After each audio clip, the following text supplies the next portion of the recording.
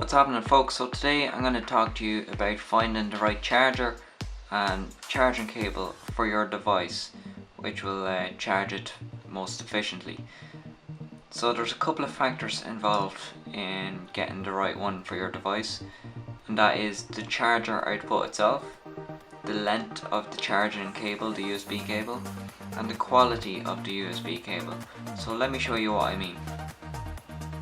Okay, so here I have a completely standard Samsung USB charger, and as you can see at the side it has got some various information, but the one we're looking at is the output. I'm hoping this is focusing good enough that you can see it. So the output in this is saying 2 amp. Yeah, 2 amp, which is about 2000 milliamp. So that is what you're looking for on the charger itself. If I show you another one, Sony here, it's probably too hard to see on the camera, but the output is 850 milliamp. So there is a difference between that and that, and I'll show you one more example here. This is Hawaii, and the output on this is 1 amp, so 1000 milliamp. So you have, what is it right now? The Samsung one, 2 amp. The Hawaii one is 1 amp, and this one's 850 milliamp. So the output is going to vary depending on these three chargers. So this one's obviously going to be quickest.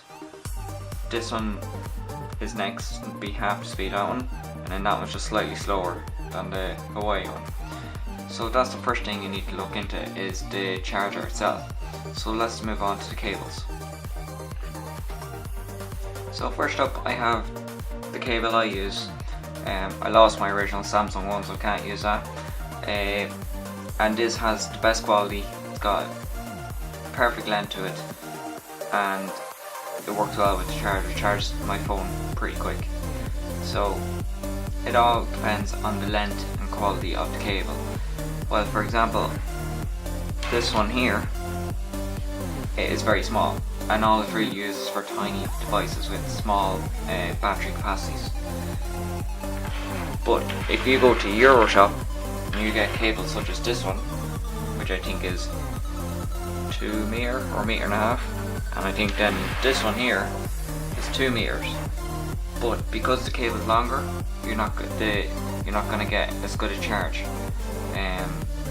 As you can also see from the thickness of this one here, like the wires in there will not be thick at all. The thicker the wire, the better.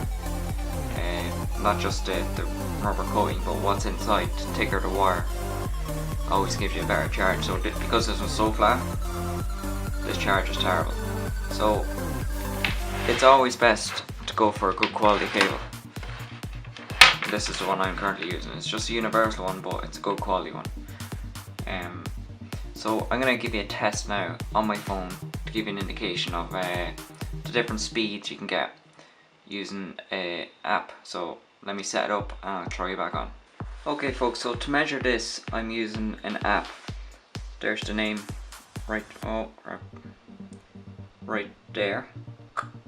Just look up that on the Play Store or wherever iTunes thing is.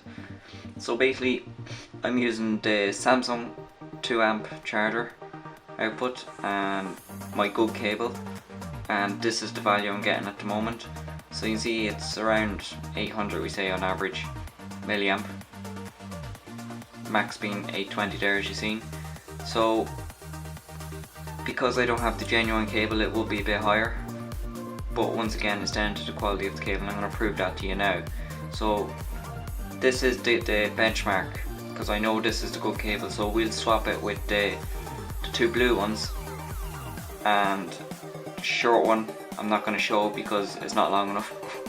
So I will plug in the 2 blue ones and you'll see the results. Okay, so now I have the blue cable in, which is I think 1.5 meter.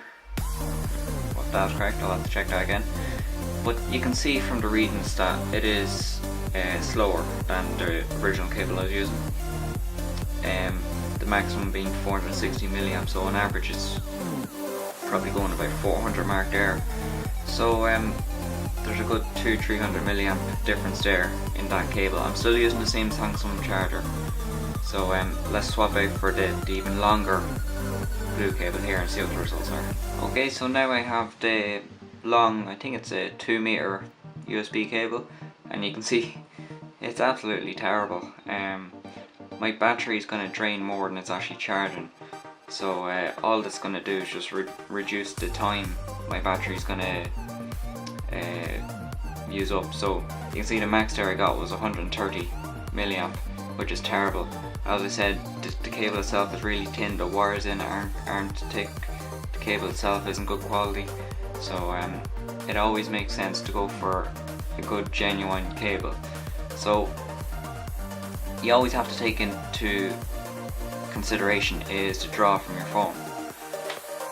So if we just give it a minute to recalculate, it will tell me I'm using maybe 200 milliamp of a draw.